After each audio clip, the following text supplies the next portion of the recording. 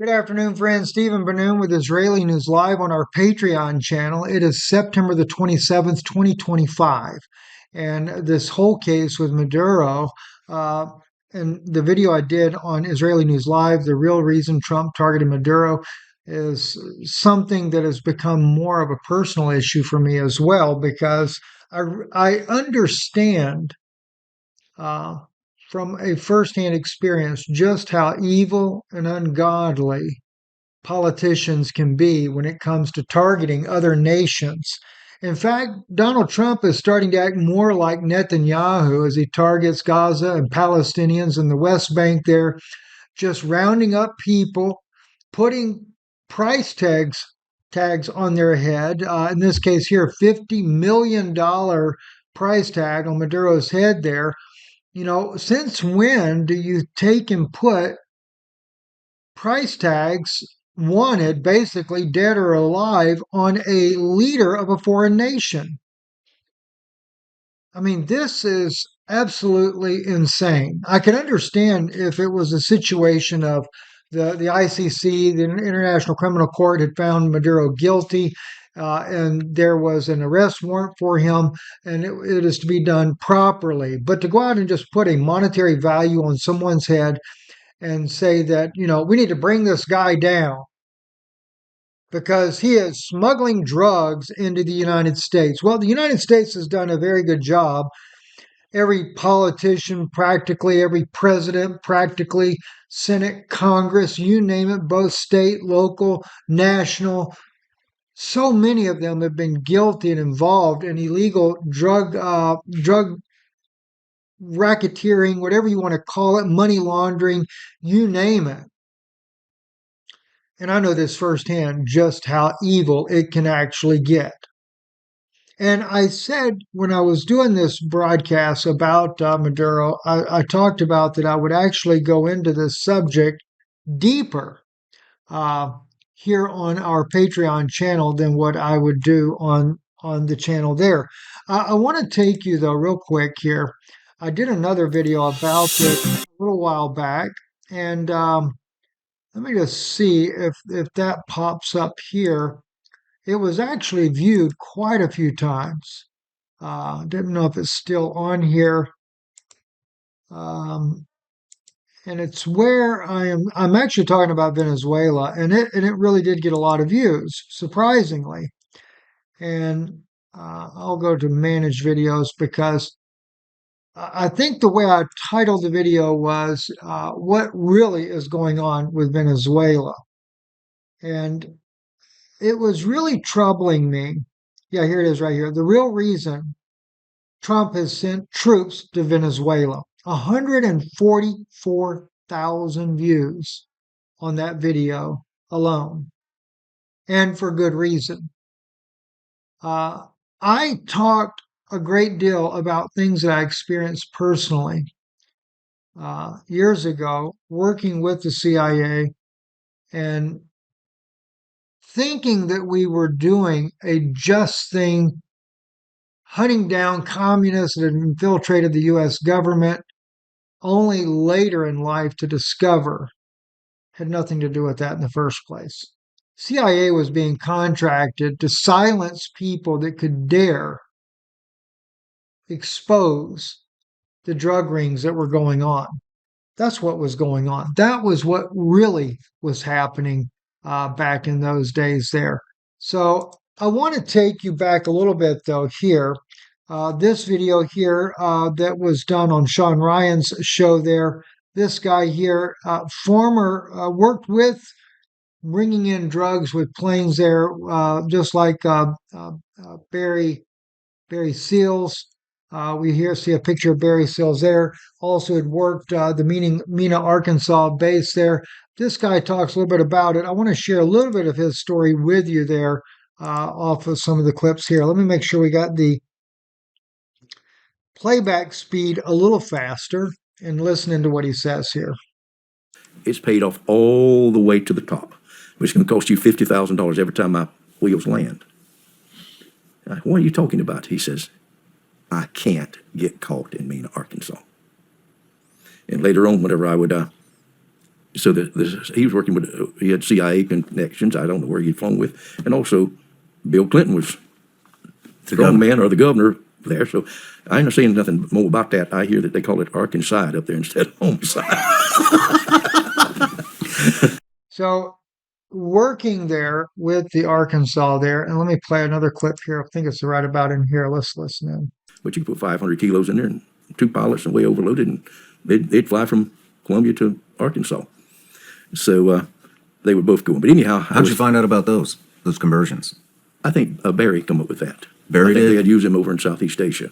It was a CIA conversion of some kind of a Piper plane. It was a CIA conversion. Right. They had made it, and that's what they was flying over in out of Burma and Vietnam behind the lines over there. They're real quiet. They put big, heavy, wide blade propellers on them and put Q-tips, and you couldn't hear the propeller noise. No kidding. So they was. The CIA is very, very. At least some of the old guys there were very creative in making things. Even when we were looking at the Charlie Kirk assassination there, one of the things that I looked for was cameras that could be used as guns. That was something that we had. We actually had just a regular 35 millimeter camera using a 400 millimeter zoom lens on there, and we could see through it. We could actually see through it, but it actually had a trigger on it that would fire a weapon. Once you zoomed in with the lens and everything, you could actually shoot someone with it. All kinds of toys and gadgets and gizmos, and like he said, creating planes where the prop would be larger than normal, and that way you'd have no sound. Now, I didn't know about those things personally, but the CIA assassin that I was assigned to actually was very brilliant. He was a pilot. He flew fighter jets in the Korean War. And so he had all kinds of very intelligent capabilities of knowledge. But at any rate, the point that I wanted to make here, this is going back to the Mena, Arkansas base there, and of course we know that Barry Seal. They made the movie about him. In fact, while Clinton was running for presidency there, they had enough leverage to put a stop to that movie at first, where it did not come out because it implicated the Clintons involved in the Mena, Arkansas drug smuggling that was going on there, or the cover up thereof. And there was a lot of cover up going on. There's a very famous journalist, Greg Palast. Greg Palast wrote the book, The Best Democracy Money Could Buy. He was trying to expose the money laundering ring that was going on between the power companies down in the panhandle of Florida, Georgia, and Alabama. And that was Gulf Power, Alabama Power, and Georgia Pacific, I believe was the name of the other power company there. And no one could ever figure out exactly what they were doing. It's just they kept, the IRS was looking at illegal campaign contributions, and that was because there were a few fall guys that happened to take the fall during that time. Barry Seal, though, this whole issue there where they were flying drugs out of Colombia, South America, into the United States. They were using planes to do this, to bring in cocaine like that. I didn't know about at the time that it was being done by the CIA, but I know that my dad he was a ship captain. He ran cargo ships for the oil rigs. But later, I was able to put it together that this was an operation they were using to smuggle drugs in. And I remember Nicaragua coming up into that mix quite frequently. And of course, when I worked with them, I knew we talked a lot about Nicaragua. We talked about not Mena, excuse me. We talked about Belize and in Central America there. That was actually a hub that was used. And but it was also, we were dealing with the Contra issue that was happening in that part of the world at that time. I later began to put things together, understanding what was really going on. And one of the main things that was going on at that time was that they were trying to control the drug trade that came into America. There was always drugs coming in. In fact, when I spoke in churches about or just churches, but in different meetings around the country, when me and Yana when we first came back to the United States and I began to speak more publicly, I began to share in those meetings some of these stories here that I'm sharing with you now and talked about those times that I spent working with the government. I was very well hidden uh, in what I did. You would have never known that I did the things that I did as far as that type of part that I played or anything like that. I was basically like a plant. I could be put anywhere at any time and to be the eyes and ears or whatever was needed at that time. But I learned a lot. I was trained a lot on a lot of different things, how to do things quite successfully. And I think one of the things that they looked at me for was the fact that I had that innocent look. No one ever suspected me. And so even if there was a job being planned, if they were planning on taking someone out, I never knew about it. But I had certain tasks, certain assignments, because as long as I don't know about things, then it makes it easier for me to help facilitate the movement. I'll just say it like that, movement of individuals. So, with that being said, and I want to be cautious about the things that I do say, I want to take you a little deeper into these type things here. Um, Even in this particular video clip that I found here, how the Balkan drug cartel infiltrated the global shipping trade, this gives you another example container ships every day. But just this one how was big. extraordinary, and this one was different. It was not only the sheer quantity of drugs, it was also the level of involvement of the crew. This wasn't just happening on one ship. The cartel's penetration of MSC's crewing apparatus was so deep that they could run multiple crews on multiple ships with these massive loads of drugs that were going to Europe. It really has created this kind of gangland feel that overlays global container shipping. The fact that there's the world's largest shipping company that's at the center of this, that makes it a very sensitive topic and also one that. And back in the 80s, we weren't using ships like that. They were using cargo ships, yes, 100 to 300 foot ships. It was easy to carry the drugs. There were very few people involved that worked on those ships there. So you could meet another trade vessel that would bring them up into the United States. But then you had the big task of being able to money launder all this drug money that was coming in. Of course, the drug money was being used for the black op projects that the military or the government was doing, such as fighting wars with Nicaragua or fighting over any type nation that we're looking to overthrow. They needed funding to be able to do those, what we call the black ops projects. And those black ops projects would be funded by drugs that would be brought into America, sold to the public. One of the things that was very interesting as well, when you're dealing with the CIA has tentacles in everywhere you can think of, whether it be the FAA, whether it be the doctors, lawyers, judges, hospitals, you name it, they have tentacles everywhere, and they can get control of anything that they want or any kind of information they want. They can make things go away. They can make um, in the case of one particular story here that I'm going to share with you is this one here. This is the plane crash where it says here, this is from the New York Times, Florida mystery is fueled by intrigues and four deaths. That happened to be the leading death that really hit national news back in 1989, especially going into 1990, was the death of Jake Horton, as we knew him, Jake Horton, the senior vice president of the Gulf Power Company. And what it was with Jake was he also ran he was also the CFO for Gulf Power at one time, so he dealt with the money that was being spent. Well, there was huge issues happening back in those days there, including, for example, this is his plane that he was in that crashed, by the way. And the interesting thing was I knew a little bit. I didn't know they was planning on killing Jake by no means. You never know those things. That was not my part to know that. But this is the type plane that Jake was on. It's called a Beechcraft.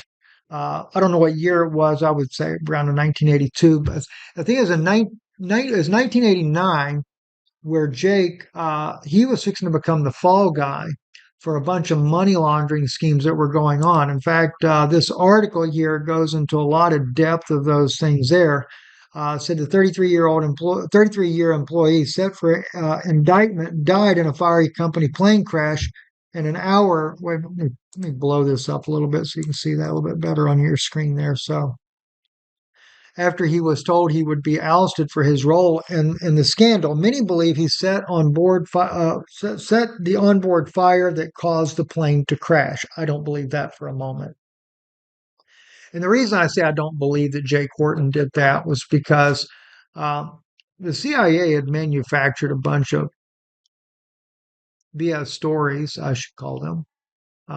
Because at one point, I know that they had asked me because I'd been trained to be able to get past any security there ever was, at least back in those days there. And Gulf Power had some of the most amazing security cameras and everything you could imagine.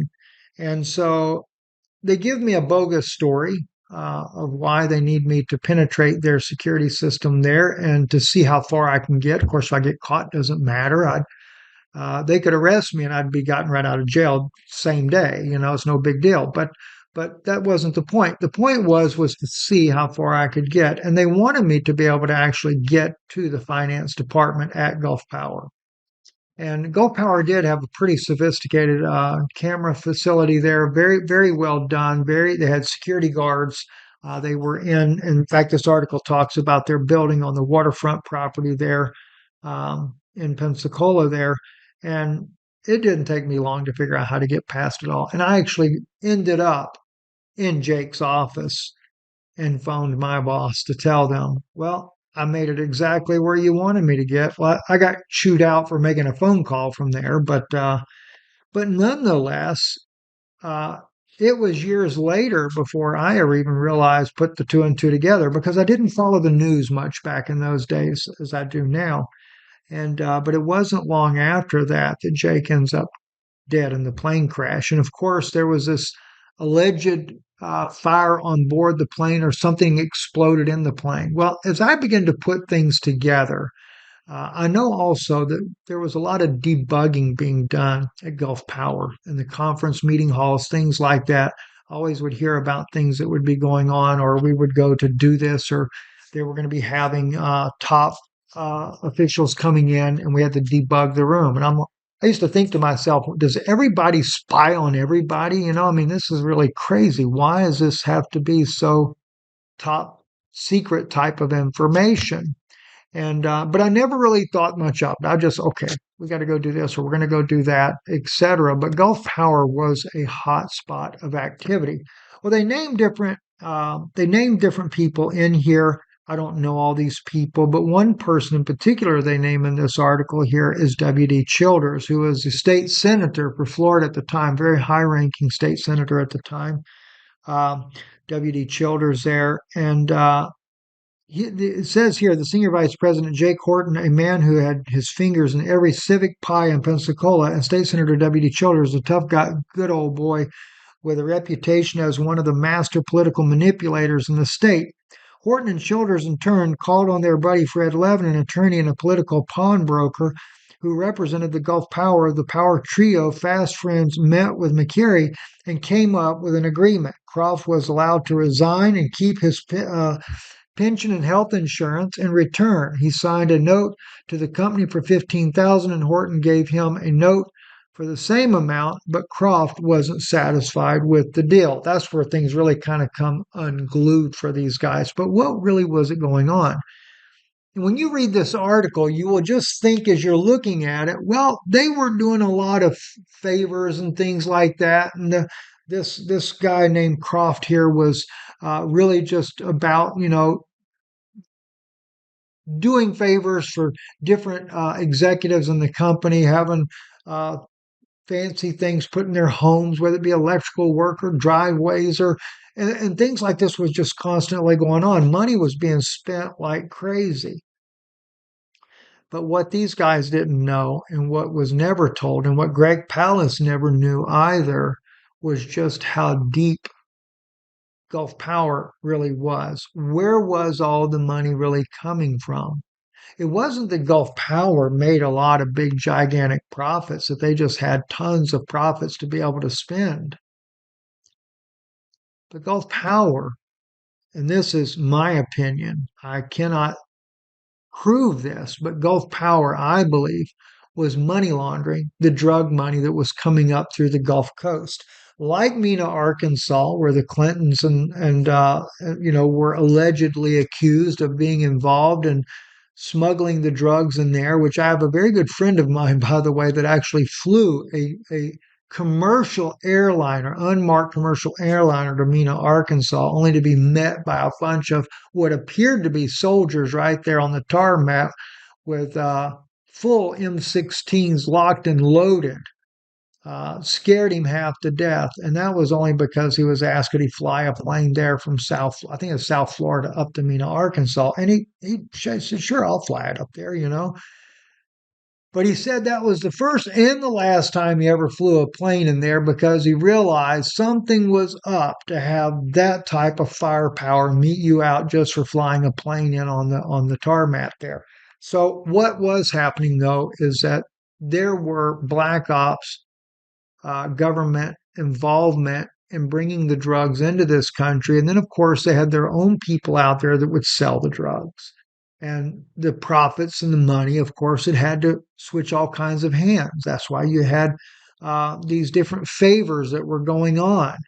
And what better way than a power company to be one of those ways in order to money launder money that's coming in?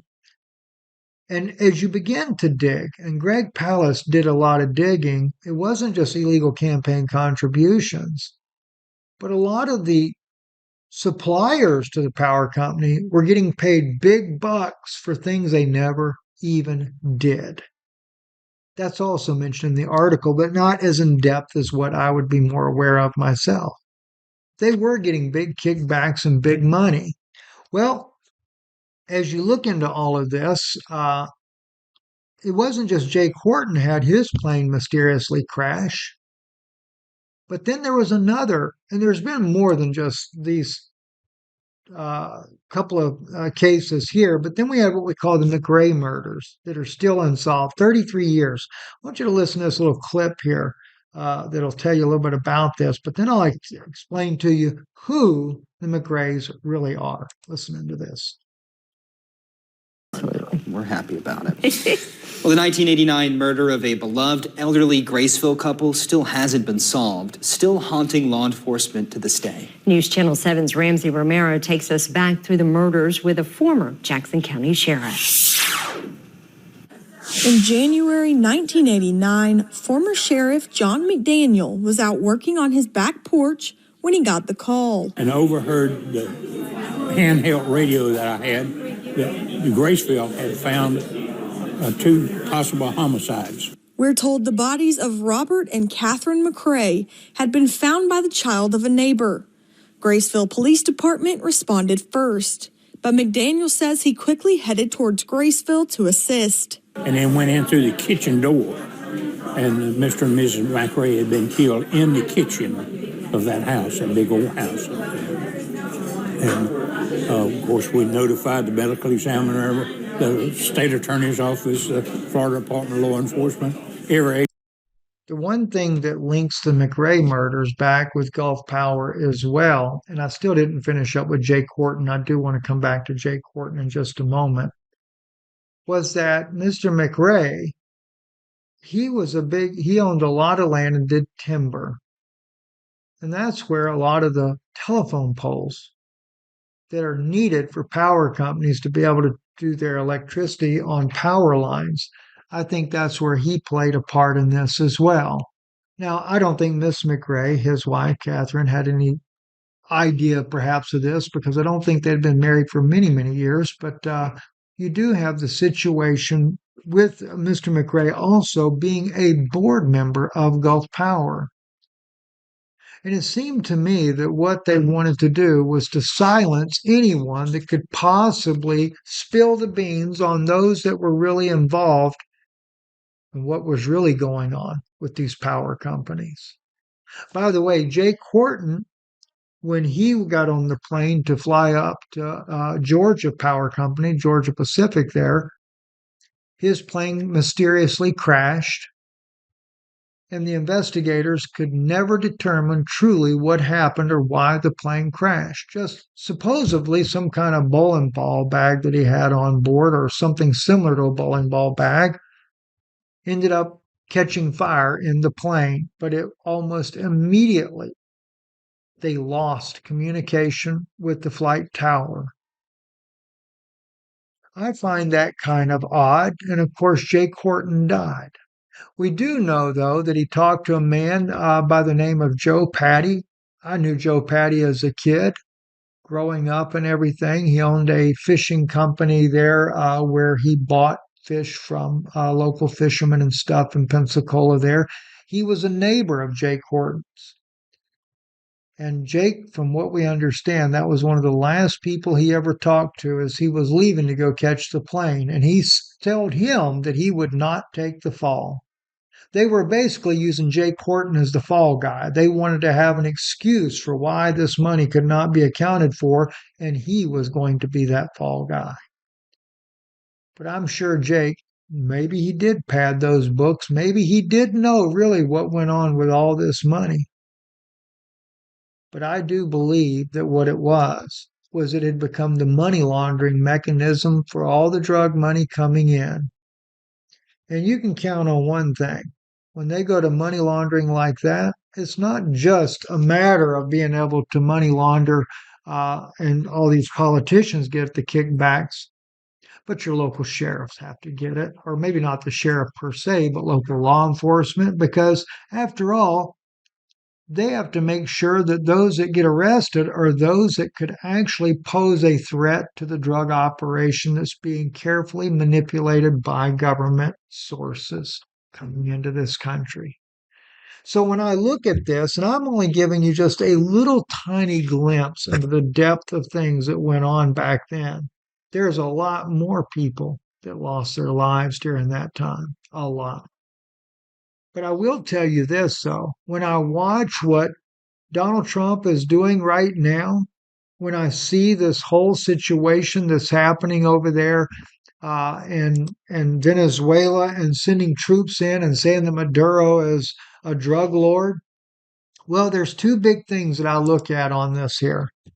All right. One of those is that could Maduro actually be interfering in the drug enterprise that's going on? Sure, he could.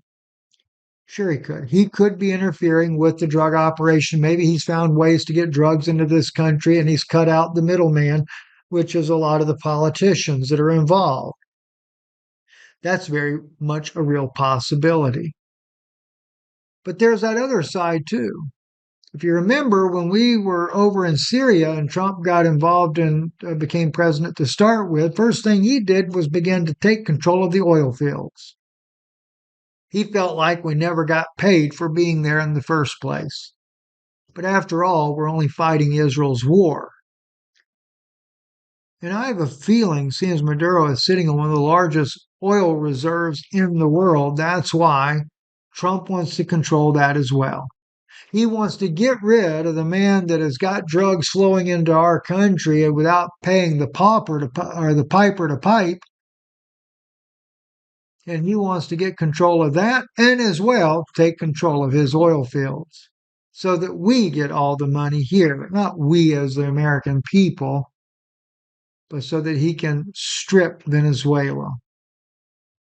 Well, guys, I wanted to come back, and there are some things I needed to add to the video here. And this is the video that I posted on our Patreon channel.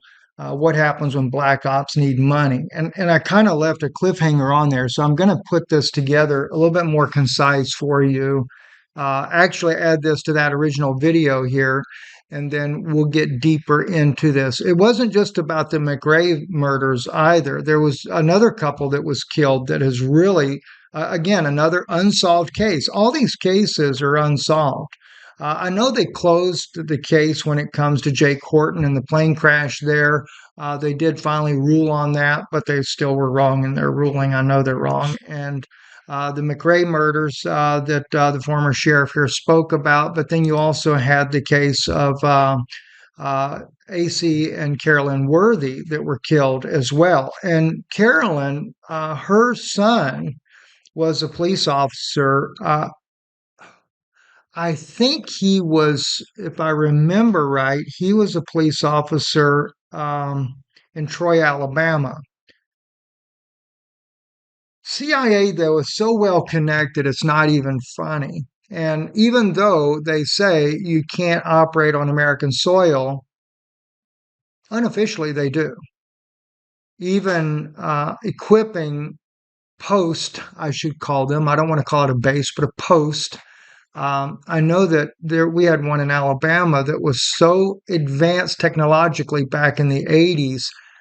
You would come in, you would see what apparently appeared just to be uh, just some redneck place in the middle of nowhere, uh, well gated, well protected, um, satellite dishes everywhere, old dilapidated 18-wheel trailers that just look like there would be nothing to them, just wore out. But the moment you open the doors, the most sophisticated, technologically advanced um, equipment, computerized, also listening, monitoring things that were going on in South America, Central America, uh, everything.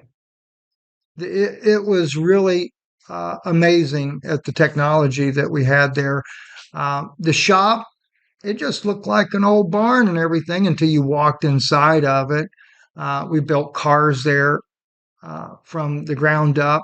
It would be similar to what you'd think of a James Bond movie, but they wouldn't look like a James Bond movie car. It wouldn't be that kind of a fancy vehicle. It'd be an old dilapidated vehicle, but that vehicle was made to do exactly what it was intended to do. And I won't go into the details of that, but then we had a photography area. We had developing areas where we did our own dark room because, of course, back in those days it was 35 millimeter cameras. We had cameras that looked like cameras. Well, they would operate as a camera, but they were also a gun. That's why Charlie's particular assassination really troubled me because I know the technology we had back in the 80s. I could only imagine what they have today. But yeah, we had those type things, and I learned. I was kind of like the jack of all trades. I learned everything. I was like the young apprentice studying under the guy that was a master at this, and he was a pilot from the Korean War. He flew jets. He was, I think, as F4s is what he flew. If I get that wrong, forgive me. I forget the exact type model that he flew, but I think it was an F4. Um, so there were all kinds of things. As I mentioned earlier in the video there, we also talked about um, that one of the other things that we did, and I got a dog wanting to go to the bathroom staring at me, but that's okay. But it was an experience of a lifetime. I will say, would I ever want to repeat it? No, I would not. It was challenging mentally as well. Um, As I go back into this, though, the Worthy case is probably the one that troubled me the most. Um, Carolyn was 59 years old. Her husband was 68, and they had, I'm sorry, she was 55 at the time of their death. I thought she was 57, actually. But anyway, her son was a policeman. I think it was in Troy, Alabama. I could be wrong on that, but he was a policeman. And I actually spoke to her son, trying to help give information about that this wasn't just some merely passing random act taking this family out. Much like the McRae family, if you ever look into the details of that, and Facebook, the Project Cold case, they do have uh, very detailed information. One of the things in the McRae, and I'm going to back up to the McRaes before I come back over here to AC and Carolyn Worthy. The McRaes he actually was getting ready to testify. He was a board member for Gulf Power. All these families here, by the way, are connected to these power companies in one way or another.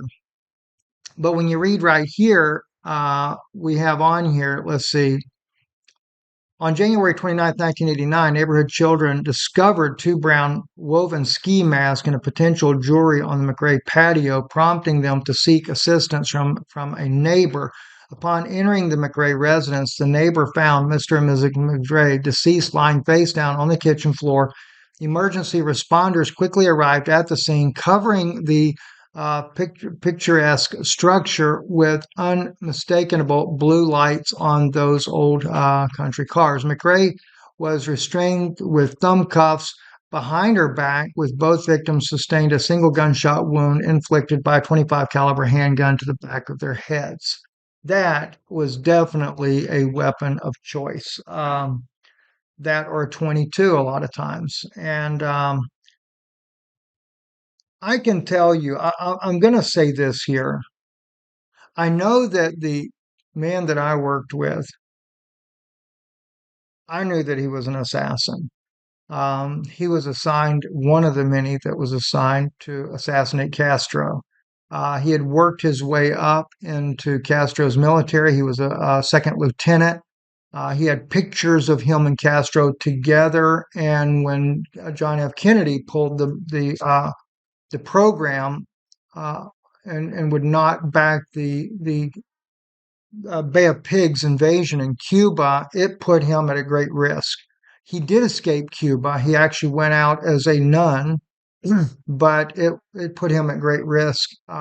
He'd been captured more than once in operations that he had done. I mean, every finger on his hand was crooked from where they had been broke through tortures and things like that. And yet, at the same time, uh, this is what he did. I mean, he was brilliant in every area you can imagine, but he was used to take people's lives. Very sad to say. But now, in all fairness, anyone could have on a 25, but I knew all the different, I shouldn't say all the different weapons that were at the disposal that we used there, but that of course was one as well, 25. A 380. I actually carried, because you have to remember, I was a police officer as well, worked for the sheriff's department. And that was kind of an odd thing because I just suddenly ended up working there. Um, but as I put two and two together, I realized that it was part of the stage. It was part of what they wanted to do because I became the eyes and ears at the sheriff's department to know what was going on there. And but it was never something spoken. It wasn't spoken outright. I enjoyed working for the sheriff's department.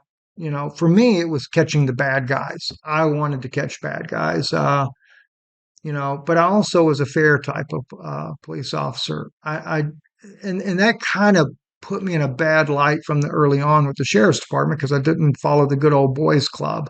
If you did something wrong to somebody, I wasn't the type guy to sit back and just say, let's cover this up. No, I would expose it. And that kind of got me on a blacklist there pretty quick. Um, they tried to set me up, falsely accused me and everything else because of that. But nonetheless, for the duration of time that I was there, um, I was eyes and ears for them indirectly. And because everyone that was involved in all these things, they were all connected in one way or the other. So as I continued to work with the CIA, I even hate saying that. I really do. It really kind of troubles me there. But one of the big things that they would do was stage a scene to make it look like a robbery, and normally to make it look like black people had robbed someone and the robbery had gone bad, things like that. But when you get into this thing about her hands being cuffed behind her back with thumb cuffs, I knew that uh, and what would I call him? We'll just call him Tommy. Tommy had those type things. makes him sound more like a redneck when he really wasn't. But anyway, we'll say that, that was true. He also had an Israeli Uzi. That's something that's going to be important when we get to the next case there. So we continue on looking at this, and it says initial investigation hypothesis position that the murders resulted from a robbery during a home invasion. That's what they want you to think, right? Despite the presence of numerous valuable items throughout the estate, the only missing property consisted of cash from Mr. McRae's wallet and white gold diamond ring belonging to Mrs. McRae. In addition, two ski mask investigators discovered the projectile lacking its casing, of course not, consistent of 124 grain 9mm Israeli blue tip TZZ in the couple's driveway. Uh, Interesting, right? This projectile ultimately led detectives across state lines 3.5 hours away to a scene of similar double homicide in Tuscaloosa, Alabama in 1989. Because again, they think that the two may be connected. They were. One circulating rumor suggested that Mr. McRae was scheduled to testify before a federal grand jury concerning Gulf Power's alleged involvement in multi-million-dollar tax fraud and illicit political contributions. And that is why Mr. McRae was targeted. His wife was what the CIA would call collateral damage or any military operation. They couldn't have any witnesses if they ended up killing them together. With that being said, there's something I want to look at real quick here. By the way, this 9mm Israeli blue tip TZZ was never mentioned in the original report. I'm kind of finding this interesting that they're now bringing this out now. I remember when I talked to their son, and that was not the McRae's, but that is actually the case of Miss Worthy, Carolyn Worthy here, when I talked to her son about what had happened there. He was a police officer. He was actually being questioned. He said it like nearly ruined his career for a year, but he stayed in. He was actually still a police officer when I spoke to him. No one had released at that time that it was an Israeli blue tip or it was an Israeli Uzi that fired the shot. No one had ever brought that up. That was something that was kept quiet. I guess now that I've actually mentioned it, it has now come out here publicly. But the reason why I actually knew about that was because I said to him, and this is what brought it up. We were talking about what had happened, and he said that his mom had been confronted by a masked man that had a gun, and he said his mom also carried a gun, and she pulled her gun on him, and the man fled the scene. Did not kill the two of them at the time. I knew from one story that I had heard from Tommy one time where we were talking about this, and Tommy says to me, he says, one day he was coming back from Tallahassee, and he said this guy, his taillights were out on his car. He said, so, of course he's he's CIA, but he also carried a blue light in his car. He said, so I thought, I'm just going to pull him over, let him know, because he probably doesn't know his taillights are out. And he said, I pulled him over, and he says, as I'm walking up, he said, I was actually able to see that guy had a gun pointed to the door, waiting for me to walk up. He said, I didn't get quite up to the car, and I stopped.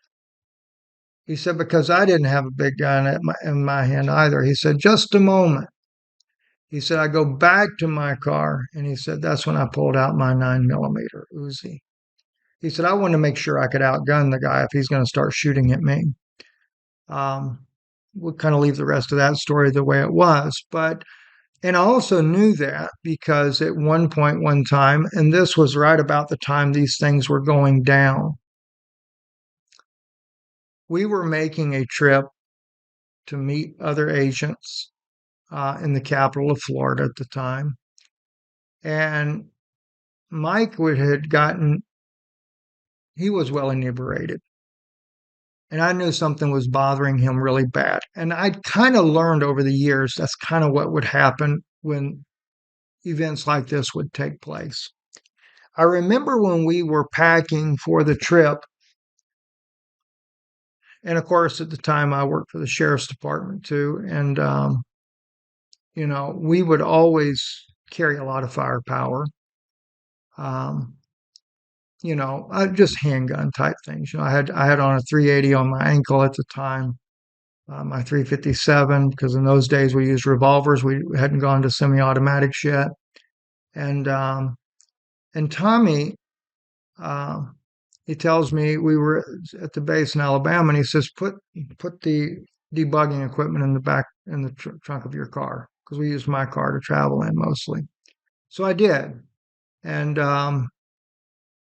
and he never liked for me to speed. That was another thing that was funny about him. And I realize now later why. He didn't want to be pulled over. They never wanted a record of anybody pulling us over. Um, and he would fall asleep a lot of times when I was driving. It's kind of funny too, because there's a little funny side note there. Because he didn't like me speeding, what I did one day, I got so irritated because I like to drive fast, and so I took and I made a fake thing for my dash with a speedometer saying I was driving 55. And he'd say, "Hey, you're going too fast." And he'd look over and he'd see the 55. And go, oh, okay, never mind. And right about the time we just about got to Tallahassee, he realized I'd made that fake thing. He said, "You rascal!" He jerked it off and whacked me on the head with it. But at any rate, we got there. He needed to have a meeting with the agent that we had met with there without my presence. So he tells me, he says, "Look, go out to Florida State, go look for girls or something." Now, here it is, like nearly midnight. What am I going out there to do that for? Um, so I ride out, and the other agent had a grandson there at the time, and he says to me, he says, "Take him with you." So I said, "Okay." So we get out there. We're somewhere, and we're parked in a parking lot, and I popped the trunk. I was curious because I had never personally looked at debugging equipment before at this particular point. Um, and so I was just curious, what's in the case? And the young guy was with me there, and I have the trunk open, and I popped the briefcase for the debugging equipment. When I opened it, it was an Uzi. And I slammed it back shut because I didn't want him to see what was in there. Um, and all I remember is thinking to myself, what in the world are we carrying an Uzi for? As time goes on, though, different things happen. But going back to this case here, scenes are always set up to make it look like an accident. Not that I never was involved in setting it up. I just know because I would know from the communications and stuff. And every time I would hear of their plans, they would always talk about Russian spies. We have a Russian spy. They would talk about we've got to deal with this spy, take him out.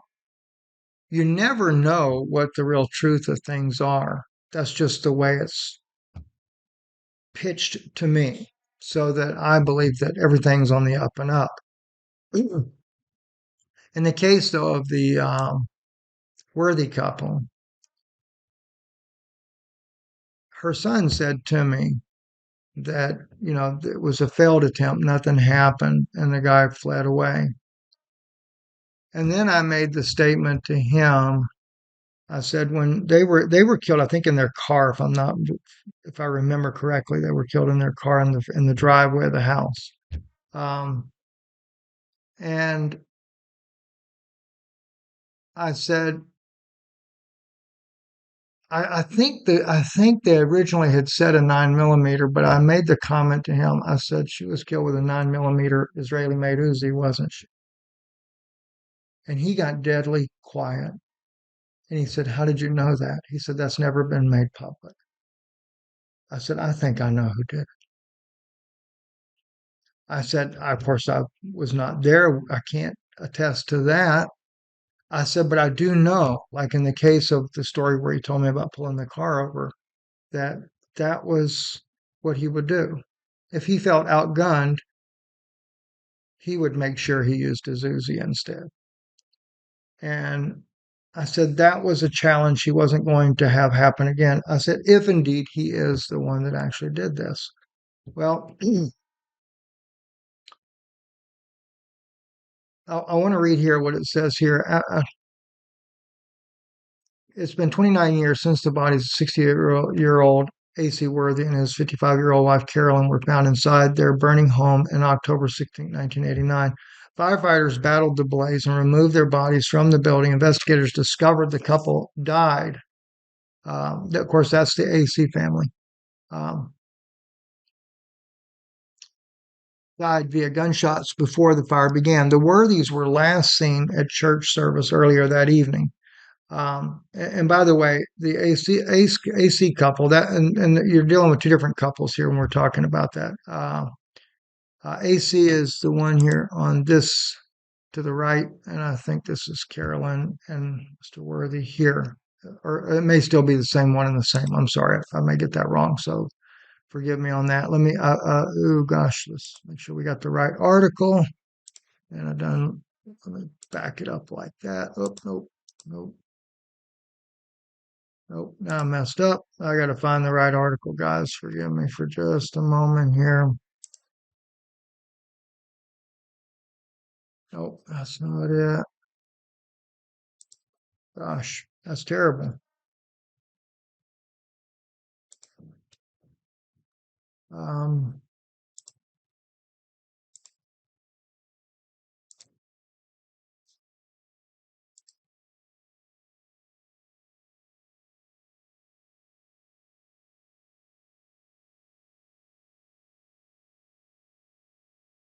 well, maybe I can find it here in the Facebook page instead there. So the McRae's, they were shot, killed, and then they burned the house down. That's basically to try to destroy as much evidence as possible, is why they did that there. One circulating rumor suggests that Mr. McRae was scheduled to testify before a federal grand jury concerning the Gulf Power's alleged involvement in the multi-million-dollar tax fraud and illicit political contributions. And again, this, as I said, it had more to do with the illegal drugs that were coming into the country at the time.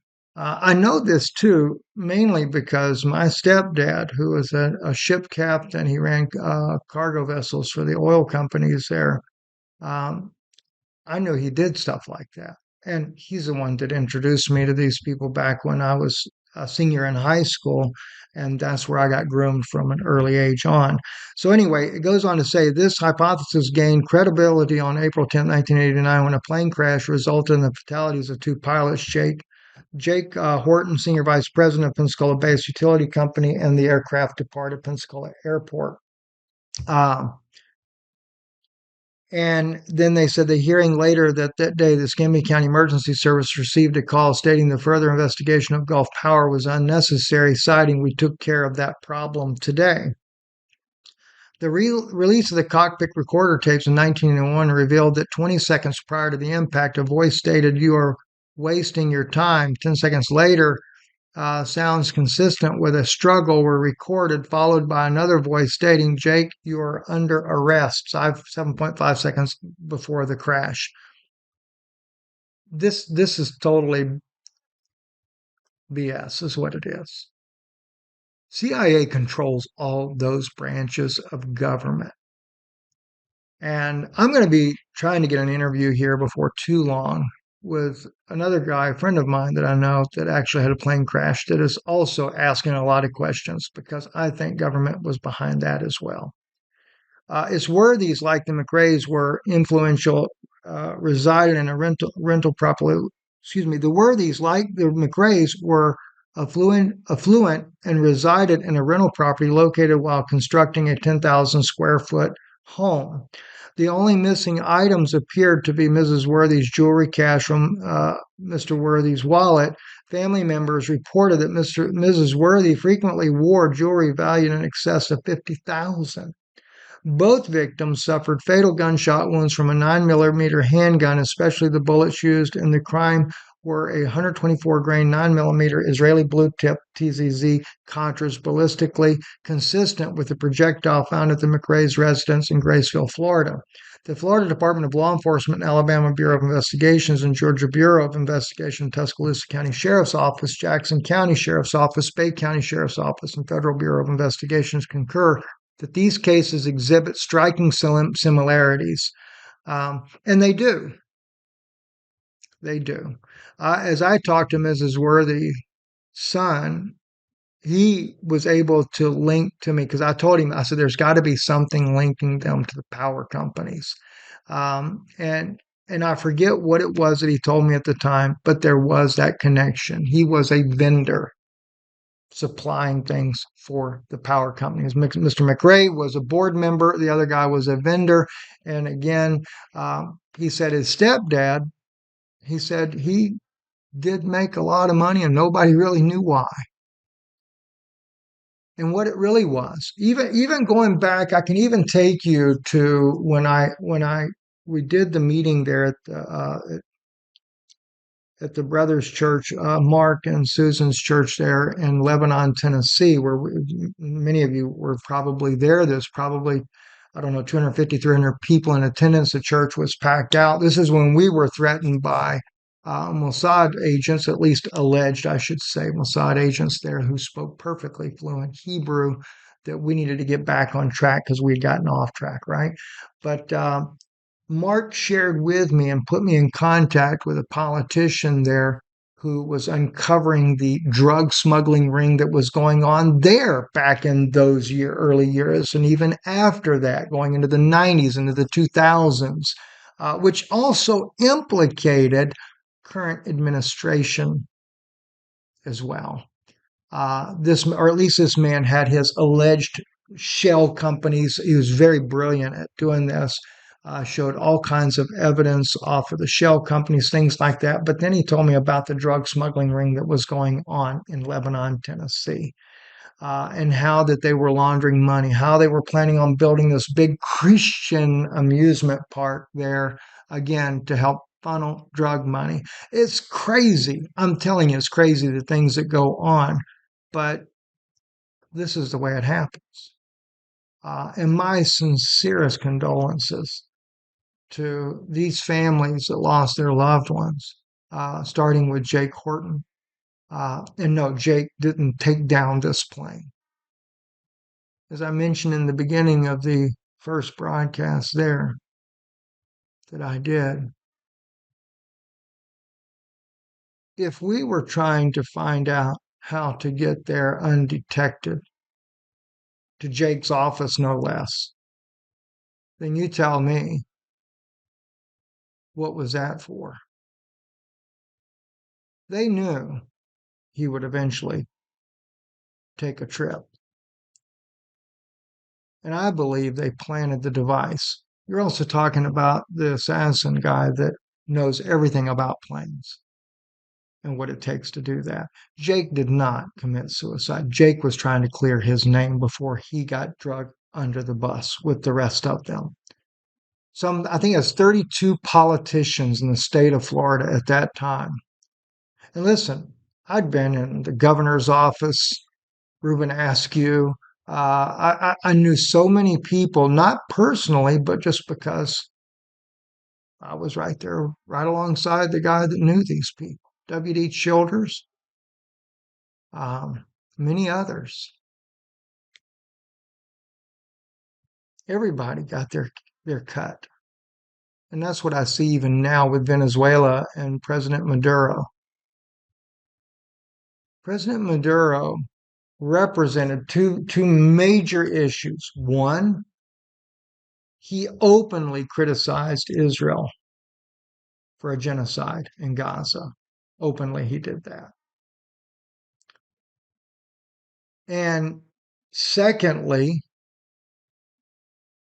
he dare stand up to the United States. And let's say, Trump says he is the drug lord. Reminds you of Noriega, right? When he was taken into custody. And yes, he was. Is Maduro? Maybe so. I'm not saying he's not. But when you're affecting that black ops operational cash flow, and right now the United States needs it because we pulled out of Afghanistan. So all the poppy fields that were over in Afghanistan that we were controlling using our military power. And by the way, Iran served a great purpose in that too. For those of you that didn't know, Iran serves a powerful interest in that. I knew this because right out of my own intel circles there, I knew that the poppy fields, all that was taken to Iran. The Iranian guard would then take it and it would get passed off from their side going into Turkey, Turkey into, what was it? Was it Greece or Ukraine? I forget which one. I think it's Greece. So that was how they got the drugs into the European market. And of course, we just brought them like we always did, right? Straight ourselves into the United States on our own military transports. So there's a lot of hands and a lot of wheels that got greased along the way. And once we lost that because we pulled out of there, now we have to have a new way. Not to mention, too, as I mentioned already there, Maduro's got a massive oil reserves in his country, gold reserves in his country. What better way than to use what you have the best of, and that's your military might to go crush a nation, take out that president, put in your own president you want in there, and now you can control the drug trade and the oil and gold reserve trade for yourself. Stephen Benoon with Israeli News Live on our Patreon channel. Thank you for listening.